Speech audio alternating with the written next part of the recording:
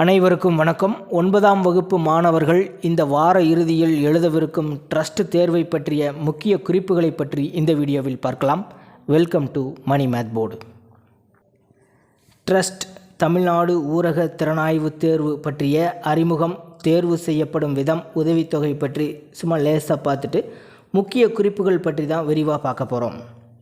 அறிமுகம்: அரசு பள்ளியில் படிக்கக்கூடிய 9ஆம் வகுப்பு மாணவர்கள் தான் எழுத முடியும். நகராட்சி பள்ளிகள் மற்றும் மாநகராட்சி பள்ளிகளில் படிக்கக்கூடிய மாணவர்கள் இத்தேர்வினை எழுத இயலாது. இத்தேர்வில் தேர்ச்சி பெற்றதாக தேர்வு செய்யப்படும் விதம் குறித்து தெரிந்து கொள்ளலாம். ஒவ்வொரு வருவாய் மாவட்டத்திற்கும் 100 மாணவர்கள் வீதம் தேர்வு செய்யப்படுவர். 50 மாணவர்கள், 50 மாணவியர்கள், மொத்தமாக ஒவ்வொரு வருவாய் மாவட்டத்திற்கும் 100 மாணவர்களை தேர்வு செய்வார்கள். ட்ரஸ்ட் தேர்வில் தேர்வு செய்யப்பட்ட மாணவர்களுக்கு வழங்கப்படும் அரசு உதவித்தொகை விவரம்: வருடந்தோறும் 1000 ரூபாய், 4 வருடங்களுக்கு கிடைக்கும்.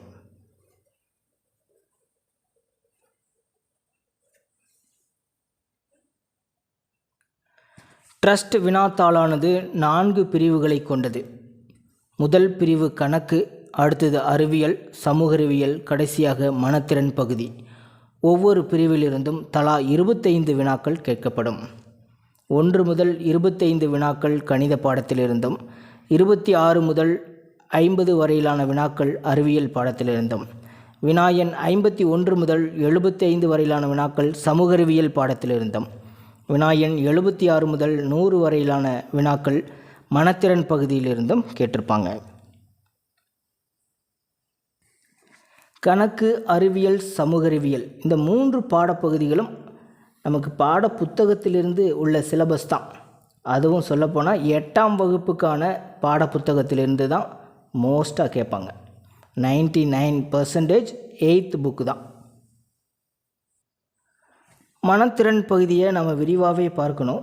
ஏன்னா 3 வருடங்களுக்கு முன்னாடி ஒரு 5 தலைப்புகளிலிருந்து 5 வினாக்கள் வீதமாக 25 வினாக்கள் கேட்டிருந்தாங்க. ஆனால் கடந்த 3 வருடங்களாக நிறைய தலைப்புகளில் இன்க்ளூட் பண்ணிட்டாங்க. கடந்த 3 வருடங்களாக கேட்கப்பட்ட வினாக்கள் ஒவ்வொரு தலைப்பு வாரியாகவும் நம்ம பார்த்துடலாம். அப்போ தான் மாணவர்கள் எந்தெந்த தலைப்பை தேர்ந்தெடுத்து மனத்திறன் பகுதிக்கு படிக்கணும் அப்படிங்கிறத அண்டர்ஸ்டாண்ட் பண்ணிக்க முடியும். மொத்த வினாக்களின் எண்ணிக்கை 100, மதிப்பெண்களும் 100. ஒவ்வொரு வினாவிற்கும் 1 மதிப்பெண்கள் வழங்கப்படும். நேரம் பார்த்தீங்கன்னா 2.5 மணி நேரத்தில் நீங்கள் 100 கேள்விகளுக்கு ஆன்சர் பண்ணணும். 100க்கு எவ்வளோ மார்க் எடுத்தால் பாஸ்ன்னு கேட்டிங்கன்னா அதை கண்டிப்பாக உறுதியாக சொல்ல முடியாது. ஒவ்வொரு டிஸ்ட்ரிக்ட்லேயும் அந்த வருவாய் மாவட்டத்துக்குள்ளே 100 ரேங்குக்குள்ளே நீங்கள் வந்துடணும். 8ஆம் வகுப்பு படிக்கும்போது நீங்கள் என்எம்எஸ் தேர்வு எழுதியிருந்தீங்கன்னா இந்த ட்ரஸ்ட் தேர்வு அதை ஒப்பிடும்போது எளிமையானதாகத்தான் இருக்கும். இதற்கான விடைகளை குறிப்பதற்கு உங்களுக்கு OMR ஷீட் கொடுத்துருவாங்க. அதில் தான் நீங்கள் சரியான விடைகளை ஷேடோ பண்ண போகிறீங்க. ட்ரஸ்ட் தேர்வு எழுதவிருக்கும் மாணவர்கள் குறைந்தபட்சம் கணக்கு பாடத்திலிருந்து இந்த பாடக்கருத்துக்கள் எல்லாமே தெரிஞ்சிருக்கணும். விகிதமுறு எண்களின் பண்புகள்: ஒப்பிடுதல், கூட்டல், கழித்தல். விகிதமுறு எண்கள் P/Q அப்படிங்கிற வடிவத்தில் இருக்கும். Q ≠ 0. அனைத்து முழு எண்களையும் நம்ம விகிதமுறு எண்களின் வடிவத்தில் எழுத முடியும். 0 என்பதும் விகிதமுறு எண் தான். ஏன்னா 0ஐ 0/1 அப்படின்னு எழுத முடியும். ஸோ 0 என்பதும் ஒரு விகிதமுறு எண் தான். விகிதமுறு எண்களின் ஒப்பிடுதல், கூட்டல், கழித்தலின் போது பகுதி சமமாக இருக்கிறதா அப்படின்றத பார்த்துக்கணும். இரண்டாவது, வட்டம், வட்டகோண பகுதி. வட்டத்தின் சுற்றளவு, வட்டத்தின் பரப்பளவுக்கான ஃபார்முலா, வட்டகோண பகுதியின் சுற்றளவு பரப்பளவுக்கான ஃபார்முலாவும் தெரிஞ்சு வச்சுக்கணும். அடுத்து இயற்கணிதம் டாப்பிக்கில் இயற்கணித கோவைகளின் பெருக்கல், வகுத்தல் அது கண்டிப்பாக தெரிஞ்சுக்கணும். கூட்டல், கழித்தல் 7ஆம் வகுப்பில் தான் இருக்கும். 8ஆம் வகுப்பில் இயற்கணித கோவையின் பெருக்கல், வகுத்தல் தான் இருக்கும். இயற்கணித கோவைகளின் பெருக்கல், வகுத்தலின் போது நேரடியாக 2 கோவைகள் கொடுக்காம ஒரு செவ்வகத்தின் நீளம் அப்படின்னு ஒரு இயற்கணித கோவையை கொடுத்துருவாங்க. செவ்வகத்தின் அகலம் அப்படின்னு ஒரு இயற்கணித கோவையை கொடுத்துருவாங்க. பரப்பளவு என்னன்னு சொல்லி கேட்பாங்க. அப்போ 2ஐயும் பெருக்கணும் அப்படின்னு அர்த்தம். இதே போல் சதுரத்தின் பக்கம் அப்படின்னு ஒரு இயற்கணித கோவையை கொடுத்துருவாங்க 2x + 3y. பரப்பளவு என்ன அப்படின்னு கேட்கும்போது இதே கோவையை 2 முறை பெருக்கணும் அப்படின்னு அர்த்தம். அடுத்தது முற்றொருமைகள் a + b whole squared equal to a² + b² + 2ab. அடுத்து கனமுற்றொருமைகள் இருக்குது. எல்லாமே ஃபார்முலாஸ் நீங்கள் தெரிஞ்சு வச்சுக்கணும், அவ்வளோதான். அடுக்கு விதிகள் அதையும் படித்து வச்சுருக்கணும். வரைபட அடிப்படை விதி, வரைபடத்தால் நம்ம குறிப்போம் இல்லையா, எக்ஸ் அச்சு கிடைமட்டமாகவும் ஒய் அச்சு செங்குத்தாகவும் இருக்கும். ஒய் டேஸ், 2 அச்சுகளும் வெட்டிக்கொள்ளும் புள்ளி ஆதிப்புள்ளி. வரைபடத்தாளில் ஒரு புள்ளியை குறிக்கும்போது முதல்ல எக்ஸ் அச்சின் ஆயத்தொலைவு, அதற்கு அப்புறம் தான் ஒய் அச்சின் ஆயத்தொலைவு எக்ஸ், ஒய். இங்கே ப்ளஸ் வேல்யூஸ் இருக்கும். வரைபடத்தாள்களில் 2 அச்சுகள் வரையும்போது 4 பகுதிகள் கிடைக்கும். முதல் கால் பகுதி, இது 2வது கால் பகுதி, 3வது கால் பகுதி, இதுதான் 4வது கால் பகுதி. எக்ஸ், ஒய் அச்சுகளின் ஆயத்தொலைவுகள் ரெண்டுமே ப்ளஸில் இருந்ததுன்னா முதல் கால் பகுதி, மைனஸ் ப்ளஸில் அமைஞ்சதுன்னா 2வது கால் பகுதியில் அமையும். ரெண்டுமே மைனஸாக இருந்துச்சுன்னா 3வது கால் பகுதி, ப்ளஸ் மைனஸ்ன்றதுன்னா 4வது கால் பகுதியில் அமையும். அதே போல் எக்ஸ் அச்சின் ஆயத்தொலைவு 0 அப்படிங்கும்போது x = 0 எனும்போது ஒய் அச்சில் அமையும், y = 0 எனும்போது புள்ளி எக்ஸ் அச்சின் மீது அமையும். அடுத்தது தனி வட்டி கூட்டு வட்டிக்கான ஃபார்முலா கண்டிப்பாக தெரிஞ்சிருக்கணும். தனி வட்டி ரொம்ப எளிமை தான், PNR/100. இதில் ஏதாவது ஒரு மதிப்பு விடுபட்டிருக்கும். அசல் காலம் கொடுத்துருவாங்க, வட்டி வீதம் கேட்பாங்க, உங்களுக்கு இதை கண்டுபிடிக்க தெரிஞ்சிருக்கணும். கூட்டு வட்டியில் ஃபார்முலாஸ் தெரிஞ்சிருந்தால் போதும். 2 ஆண்டுகளுக்கு கூட்டு வட்டிக்கும் தனி வட்டிக்கும் இடையிலான வித்தியாசம், அதற்கான ஃபார்முலா P×R/100 ஹோல் ஸ்கொயர். அதே போல் 3 ஆண்டுகளுக்கு கூட்டு வட்டிக்கும் தனி வட்டிக்கும் இடையே உள்ள வித்தியாசத்திற்கான formula P×R/100 whole square into 3 + R/100. இதை நினைவில் வச்சுக்கணும். வடிவியல் பாடப்பகுதியில் நடுக்கோட்டு மையம், சுற்றுவட்ட மையம், உள்வட்ட மையம் பற்றி தெரிஞ்சிருக்கணும். குறுங்கோண முக்கோணம்னா சுற்றுவட்ட மையம் முக்கோணத்துக்கு உள்ள அமையும். செங்கோண முக்கோணம் அப்படிங்கும்போது சுற்றுவட்ட மையம் கர்ணத்தின் மீது அமையும். விரிகோண முக்கோணம் அப்படிங்கும்போது சுற்றுவட்ட மையமானது முக்கோணத்திற்கு வெளியே அமையும். நடுக்கோட்டு மையத்தில் நடுக்கோட்டு மையமானது ஒவ்வொரு நடுக்கோட்டையும் 2:1 என்ற விகிதத்தில் பிரிக்கிறது. முக்கோணத்தின் உச்சிக்கு அருகே இருக்கும் பகுதியானது 2 பங்காகவும் மற்றது 1 பங்காகவும் அமையும். முக்கோணத்தின் கோண இரு சமவெட்டிகள் சந்திக்கும் புள்ளி உள்வட்ட மையம். புள்ளியியலை பொறுத்த வரைக்கும் சராசரி, இடைநிலை, முகடு, வீச்சு இந்த 4மே தெரிஞ்சிருக்கணும். சராசரினா எத்தனை தரவுகள் கொடுக்காங்களோ அத்தனையும் கூட்டி அதே என்னால் வகுத்துக்கணும். இடைநிலை ஏறு வரிசையில் எழுதிக்கணும். சென்டரில் இருக்கிற நம்பர், அதாவது ஒத்தப்படை நம்பராக இருந்தால் சென்டரில் ஒரு நம்பர் தான் இருக்கும். தரவுகள் இரட்டை எண்ணாக இருக்கும்போது 2 தரவுகள் இருக்கும், அதை 2ஐயும் கூட்டி 2ஆல் வகுத்துக்கணும்.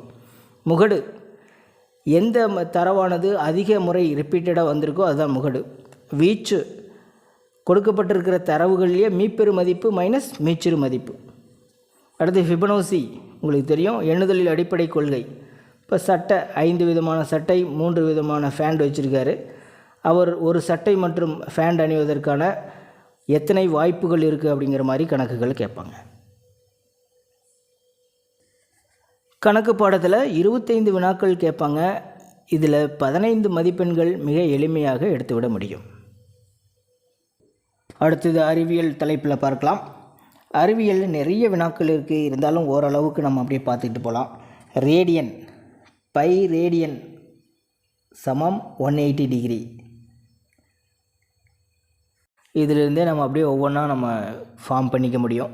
π/2 ரேடியன் ஈக்குவல் டு 2 பக்கமும் 2ஆல் வகுத்துங்க 90 டிகிரி.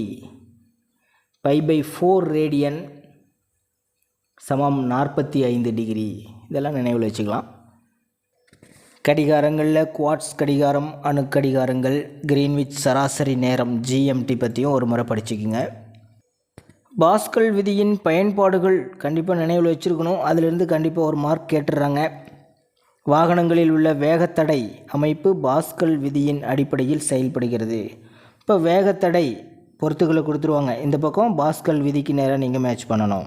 பரப்பு இழுவிசையின் பயன்பாடுகளும் படிச்சுக்கணும். ஒளி எதிரொலிப்பு பற்றி கேட்பாங்க. இது சமதள ஆடி, படுகதிர், இது குத்துக்கோடு, இது எதிரொலிப்பு கதிர். குத்துக்கோட்டிற்கும் படுகதிருக்கும் இடைப்பட்ட கோணம் இது படுகோணம் I. குத்துக்கோட்டிற்கும் எதிரொலிப்பு கதிருக்கும் இடைப்பட்ட கோணம் இது எதிரொலிப்பு கோணம் R. எப்பயுமே I சமம் R ஆக இருக்கும். படுகோணமும் எதிரொலிப்பு கோணமும் சமமாக இருக்கும். இதை வச்சு கேள்விகள் கேட்பாங்க. ஒளிவிலகல் எண் μ = C/V. ஒளிவிலகல் எண் காற்றில் மிகச்சரியாக 1 இருக்கும். தண்ணியில் 1.33 இருக்கும். அதிகபட்சமாக ஒளிவிலகல் எண் வைரத்தில் 2.41 இருக்கும். இப்போ வைரத்தில் அதிகம், காற்றில் மிகச்சரியாக 1 இருக்கும்.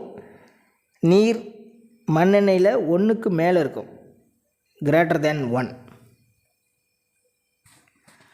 வெப்ப ஏற்புத்திறன் C' Q/ΔT. Q தேவைப்படும் வெப்ப ஆற்றலின் அளவு, ΔT வெப்பநிலை உயர்வு. ஒளியியலில் கேட்கக்கூடிய ஒளி 20 ஹெர்ட்ஸ் முதல் 20,000 ஹெர்ட்ஸ் வரையிலான அதிர்வெண் கொண்ட ஒளி சோனிக் ஒளி அல்லது கேட்கக்கூடிய ஒளி என்று அழைக்கப்படுகிறது. அதேபோல் குற்றொளி, மீயொலியின் பயன்பாடுகள் இதெல்லாம் ஒரு முறை படிச்சுக்கணும். காந்த பொருட்களில் தயாகாந்த பொருள்கள், பாராகாந்த பொருள்கள், ஃபெரோகாந்த பொருள்கள் இவற்றின் எடுத்துக்காட்டுகள் ஒரு முறை நினைவில் வச்சுக்கோங்க. அண்டம் மற்றும் விண்வெளி பாடத்தில் சந்திராயன் 1, மங்கள்யான், சந்திராயன் 2 ஏவப்பட்ட வருடங்கள், தினங்கள் முதற்கொண்டு நீங்கள் நினைவில் வச்சுக்கணும். இந்திய விண்வெளி திட்டத்தின் தந்தை doctor Vikram Sarabhai.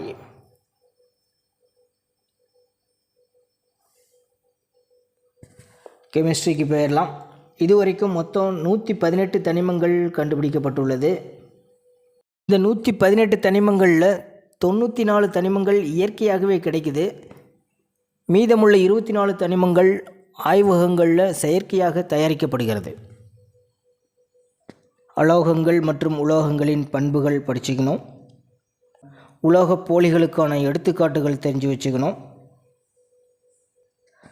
Boron, silicon, arsenic, ஜெர்மானியம், ஆன்டிமனி, டெல்லூரியம் மற்றும் பொலோனியம் இதெல்லாமே உலோகப் போலிகளுக்கான எடுத்துக்காட்டுகள்.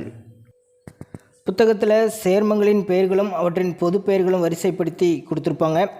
தாமிர சல்பேட் சேர்மத்தின் பொதுப்பெயர் மயில் துத்தம். அதுபோல் இரும்பு சல்பேட் பச்சை துத்தம், பொட்டாசியம் நைட்ரேட் சால்ட் பீட்டர், கந்தக அமிலம் அதனுடைய பொதுப்பெயர் விட்ரியால் எண்ணெய், calcium sulphate gypsum, calcium sulphate hemihydrate Paris சாந்து இதெல்லாமே நினைவில் வச்சுக்கணும்.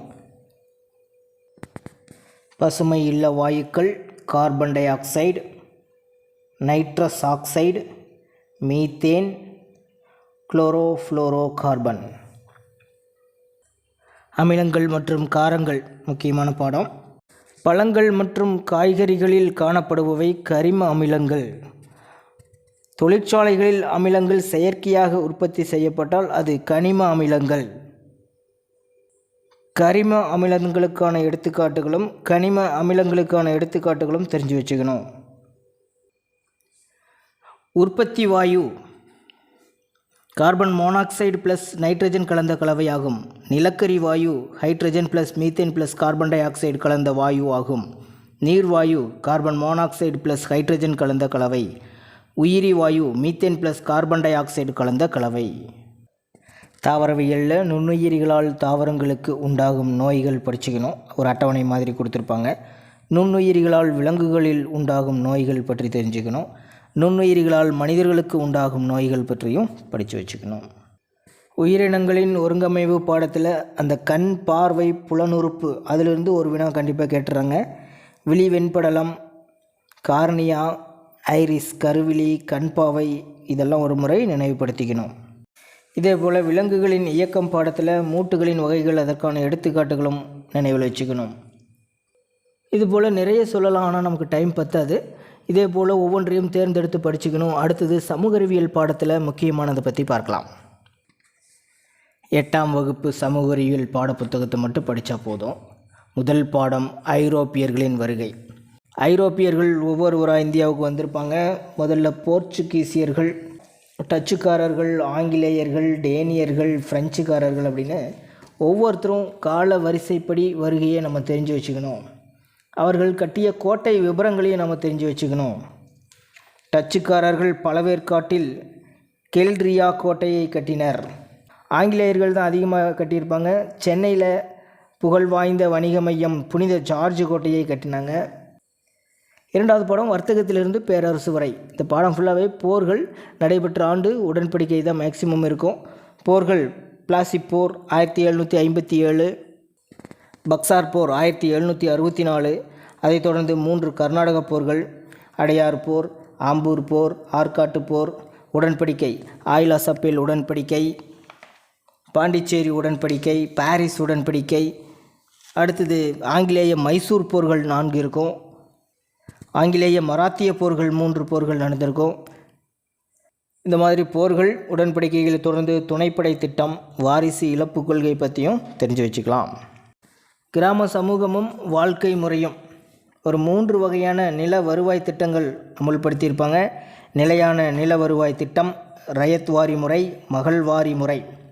ஒவ்வொரு முறையும் யார் கொண்டு வந்தாங்க, எந்தெந்த மாகாணங்களில் அமுல்படுத்தினாங்க, அதற்கடுத்து விவசாயிகளின் புரட்சி, அது நடைபெற்ற ஆண்டு, இடம், அந்த புரட்சிக்கு தலைமை தாங்கிய முக்கிய தலைவர்கள், இதெல்லாமே நினைவில் வச்சுக்கலாம். எக்ஸாம்பிளாக சொன்னால் கேடா சத்தியாகிரகம் 1918 நடந்தது, குஜராத்தில் நடந்தது. இதற்கு காந்தியடிகள் தலைமை ஏற்றிருப்பார். பர்தோலி சத்தியாகிரகம் 1928 குஜராத்தில் நடந்தது. இந்த போராட்டத்திற்கு சர்தார் வல்லபாய் பட்டேல் தலைமை ஏற்றிருப்பார். அடுத்தது மக்களின் புரட்சி. தென்னிந்தியாவில் உள்ள புரட்சியாளர்கள் பற்றி தான் சொல்லியிருப்பாங்க. ஆங்கிலேயருடன் போரிட்டு அவர்களை தோற்கடித்த முதல் இந்திய மன்னர் பூலித்தேவர். அவர் நெற்கட்டும் செவல் அப்படிங்கிற இடத்துல இருந்திருப்பார். வீரபாண்டிய கட்டபொம்மன் ஆட்சி செய்த இடம் பாஞ்சாலங்குறிச்சி. சிவகங்கை ராணி வேலு நாச்சியார், மருது சகோதரர்கள். அதில் சிவகங்கையின் சிங்கம் என அழைக்கப்பட்டவர் சின்னமருது. தென்னகத்தின் ஜான்சி ராணி எனவும் வீரமங்கை எனவும் வேலு நாச்சியார் அழைக்கப்பட்டார். வேலூர் கழகம் 1806 நடைபெற்றது. இந்த வேலூர் கழகம்தான் முதல் இந்திய சுதந்திர போரின் முன்னோடி என வி.டி. சாவர்கர் என்ற வரலாற்று ஆசிரியர் குறிப்பிடுகிறார். இந்தியாவில் கல்வி வளர்ச்சி. மெக்காலே கல்விக்குழு, உட்ஸ் கல்வி அறிக்கை 1854, வாரதா கல்வி திட்டம் 1937. சுதந்திர இந்தியாவில் கல்வி வளர்ச்சியில் 2 கல்விக்குழுக்கள் அமைச்சிருப்பாங்க. அந்த கல்விக்குழுக்கள் யார் தலைமையில், என்ன வருடம் அப்படிங்கிறதையும் ஞாபகம் வச்சுக்கணும். டாக்டர் ராதாகிருஷ்ணன் கல்விக்குழு, கோத்தாரி கல்விக்குழு. புவியியலில் பாறை மற்றும் மண், என்னென்ன மண்ணில் எந்த வகையான பயிர்களெல்லாம் செழித்து வளரும் அப்படிங்கிறத படிச்சுக்கணும். வானிலை மற்றும் காலநிலை பாடத்தில் கருவிகளின் பெயர்கள் கொடுத்துருப்பாங்க, அதை நினைவில் வச்சுக்கணும். பியோபோர்ட் அளவை என்ற கருவி காற்றின் வேகத்தை அளவிட பயன்படுகிறது. வானிலை வல்லுநர்கள் காற்றின் திசையை அளவிட காற்றுமானி அல்லது காற்று திசை காட்டி என்ற கருவியை பயன்படுத்துகின்றனர். காற்றின் வேகத்தை அளவிட அனிமாமீட்டர், ஹைக்ரோமீட்டர் கொண்டு காற்றின் ஈரப்பதத்தை அளக்கலாம். கண்டங்களை ஆராய்தல் பாடத்திலிருந்து கேள்விகள் கேட்க வாய்ப்பு இருக்குது. ஆப்பிரிக்கா, ஆஸ்திரேலியா மற்றும் அண்டார்டிகா கண்டங்களை பற்றி கொடுத்துருப்பாங்க. ஆப்பிரிக்கா தாய் கண்டம் என்றும் இருண்ட கண்டம் என்றும் அழைக்கப்படுகிறது. நம்மளுடைய மூதாதையர்கள் ஆப்பிரிக்காவில் தான் பிறந்தாங்க அப்படிங்கிறதுனால அது தாய் கண்டம். இந்த ஆப்பிரிக்கா கண்டத்தை பற்றி வெளியில் உள்ள மக்களுக்கு யாருக்கும் அதிகப்படியாக ஆரம்பத்தில் தெரியல, அதனால் அது இருண்ட கண்டம்னு சொல்லியிருப்பாங்க. ஆப்பிரிக்கா கண்டத்தில் தான் உலகின் மிக நீளமான நைல் நதி ஓடுது. உலகின் மிகப்பெரிய சஹாரா பாலைவனம் இருக்குது. 7வது கண்டம் தீவு கண்டம் ஆஸ்திரேலியா. அண்டார்டிகாவில் இந்தியாவின் ஆராய்ச்சி மையங்களின் பெயர்கள் தெரிஞ்சு வச்சுக்கணும். அண்டார்டிகா அறிவியல் கண்டம் எனவும் அழைக்கப்படுகிறது. அதே மாதிரி வெள்ளை கண்டம் அப்படின்னாலும் அது அண்டார்டிகா தான். அண்டார்டிகாவில் இருக்கிற இந்திய ஆராய்ச்சி நிலையங்கள் தட்சின், கங்கோத்ரி, மைத்ரேயி மற்றும் பாரதி. அண்டார்டிகாவில் இருக்கிற மிகப்பெரிய ஆராய்ச்சி நிலையம் மெக்முர்டோ, இது அமெரிக்காவுக்கு சொந்தமானது. இதேபோல் குடிமையியல் பாடங்களில் ஆளுநரின் அதிகாரங்கள், முதலமைச்சரின் அதிகாரங்கள், சட்டப்பிரிவுகள் இதெல்லாமே தெரிஞ்சு வச்சுக்கணும். அடுத்தது மேட், மனத்திறன் பகுதியிலிருந்து 25 வினாக்கள் கேட்கப்படும். கடந்த 3 வருடங்களாக எந்தெந்த தலைப்பிலிருந்து எத்தனை வினாக்கள் கேட்டிருக்காங்க அப்படிங்கிற அப்ஸ்ட்ராக்டை பார்த்துடலாம். எண் தொடர், எழுத்து தொடர் 2022ஆம் ஆண்டில் 5 வினாக்களும், 2021 கேட்கவே இல்லை இந்த தலைப்பிலிருந்து. 2020ஆம் வருடம் 4 வினாக்களும் கேட்டிருக்காங்க. ஆகவே எண் தொடர், எழுத்து தொடர் அப்படிங்கிற டாபிக் ரொம்ப முக்கியமாக தெரிஞ்சு வச்சுக்கணும். ஒப்புமை எண்களில் 2022ஆவது வருடம் ஒரு கேள்வி, 2022 2 வினாக்களும் கேட்டிருக்காங்க, 2020 கேட்கல. மாறுபட்ட எண், எழுத்து, வார்த்தை அதில் பாருங்கள் 2 ஒரு கேள்வி கேட்டிருக்காங்க. வடிவியல் உருவங்களின் எண்ணிக்கையிலிருந்தும் ஒவ்வொரு கேள்வி கடந்த 2 வருடங்களாக கேட்டிருக்காங்க. வெண்படங்கள் கடைசி வருடத்தில் தான் ஒரு கேள்வி கேட்டாங்க, அதுக்கு முன்னாடி கேள்விகள் கேட்கப்படலை. கோடிங், டீகோடிங் வருஷம் கேட்டிருக்காங்க. கடந்த வருடத்தில் மட்டும் 3 வினாக்கள், அதற்கு முன்னாடி 2, 1 ஆகிய வினாக்கள் கேட்டிருக்காங்க. செருகப்பட்ட படங்கள், எண் எழுத்து விபரங்கள் தலைப்பில் சென்ற வருடம் ஒரு கேள்வி கேட்டிருக்காங்க, அதற்கு முந்தைய வருடத்தில் கேட்கலை. ஆனால் அதற்கு முந்தைய வருடத்தில் 3 வினாக்கள் கேட்டிருக்காங்க. அதே போல் வார்த்தைக்குள் அமைந்த வார்த்தை, அமையாத வார்த்தையில் வருடம் கேட்டுடுறாங்க. பாருங்கள், அதற்கு முன்னாடி வருடங்களில் தலைப்புக்கு ஒரு கணக்கு வீதமாக 2 வினாக்கள் கேட்டிருக்காங்க. இது ரொம்பவும் எளிமையான பகுதி. ஆங்கில அகராதி வரிசைப்படி வரிசைப்படுத்துதல் எல்லா வருடத்துலேயும் ஒவ்வொரு கேள்வி கேட்டுறாங்க. எண்கள், குறியீடுகள், குறிகள் இது விட்மாஸ் ரூல்ஸை பயன்படுத்துகிற மாதிரி இதுலேயும் கேட்டிருக்காங்க. எண் தொடரில் உள்ள தவறான எண்ணை கண்டறிதல் கேட்கவே இல்லை பாருங்கள்.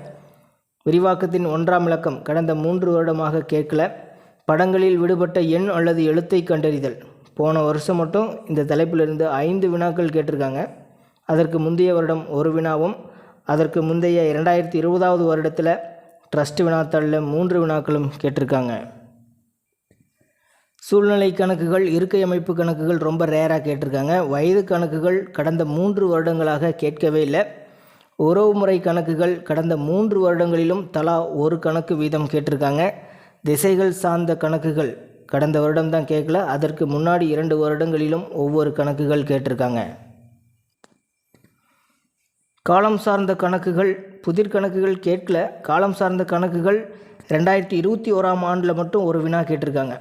தரம் சார்ந்த கணக்குகள் வார்த்தைகளை பொருள்பட வரிசைப்படுத்துதலிருந்து சுமாராக கேட்டிருக்காங்க, தோராயமாக கேட்டிருக்காங்க. பகடை கணக்குகள் கடந்த 3 வருடங்களாக கேட்கப்படலை.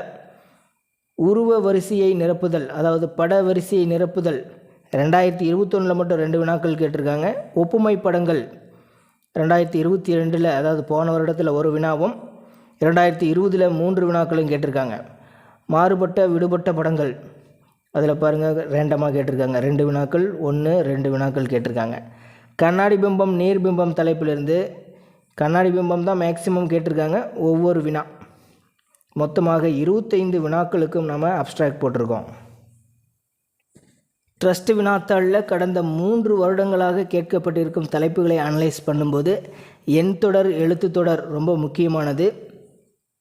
கோடிங், டீகோடிங் ரொம்ப முக்கியமானது. படங்களில் விடுபட்ட எண், எழுத்துக்களை நிரப்புதல் ரொம்ப முக்கியம். எண்கள், குறியீடுகள், குறிகள் ரொம்ப முக்கியம். அதே மாதிரி படங்களில் உருவ வரிசையை நிரப்புதல், ஒப்புமை படங்கள் முக்கியம். அனைத்து வருடங்களிலும் கேட்கக்கூடிய எளிமையான பாடத்தலைப்புகள்: வார்த்தைக்குள் அமைந்த வார்த்தை, வார்த்தைக்குள் அமையாத வார்த்தை, ஆங்கில அகராதி வரிசைப்படி வார்த்தைகளை வரிசைப்படுத்துதல், கண்ணாடி பிம்பம், தரம் சார்ந்த கணக்குகள் இதெல்லாமே நீங்கள் ஒமிட் பண்ணாமல் இந்த தலைப்புகள் உள்ள பாடக்கருத்துக்களை தெரிஞ்சு வச்சுக்கணும். ஃபைனலாக நம்மளுடைய இலக்கு பாருங்கள். கணக்கு பாடத்தில் 25 மதிப்பெண்களுக்கு 15 மதிப்பெண்களையாவது எடுத்துடணும். மனத்திறன் பகுதி ரொம்ப எளிமையானதாக தான் இருக்கும், 25க்கு 15 மதிப்பெண்களையாவது எடுத்துடணும். அறிவியல் மற்றும் சமூக அறிவியலில் குறைந்தபட்சம் 10 வினாக்களுக்காவது சரியாக விடையளிக்கணும். மொத்தம் 30, 20, 50 வினாக்கள், 100க்கு 50 வினாக்கள் சரியாக விடையெழுதி 50 மதிப்பெண்களையாவது பெற்றுவிட வேண்டும். இது குறைந்தபட்ச இலக்காகத்தான் 100க்கு 50 சொன்னேன். அதிக மதிப்பெண்கள் எடுத்தாலும் மகிழ்ச்சி தான். இதுவரைக்கும் ட்ரஸ்ட் தேர்வு எழுத இருக்கும் மாணவர்களுக்கான முக்கிய குறிப்புகள் பற்றி பார்த்தோம். நிச்சயமாக இது உங்களுக்கு பயனுள்ள வகையில் அமைந்திருக்கும். இது தவிர இன்னும் கூடுதலான தகவல் தேவைப்பட்டதுன்னா கீழே இருக்கிற கமெண்ட் பாக்ஸில் கேளுங்க. ட்ரஸ்ட் தேர்வு எழுதவிருக்கும் மாணவர்கள் அனைவருக்கும் எனது அன்பான வாழ்த்துக்கள். நன்றி.